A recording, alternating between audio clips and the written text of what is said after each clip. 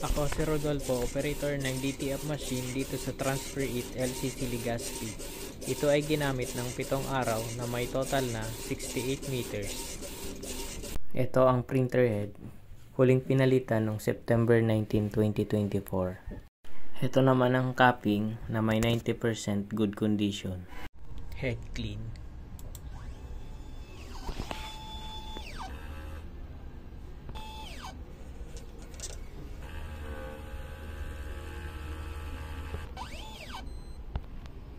Punasan ang wiper pagkatapos mag-head clean. Nozzle test.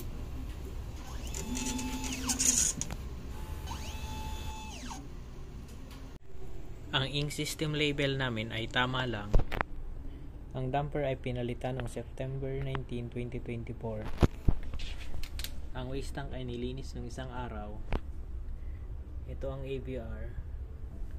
At dito nakalagay ang aming ground wire.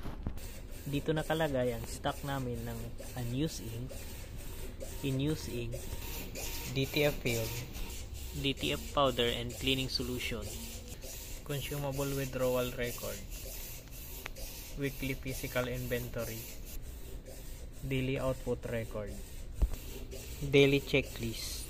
Yun lang po. Thank you.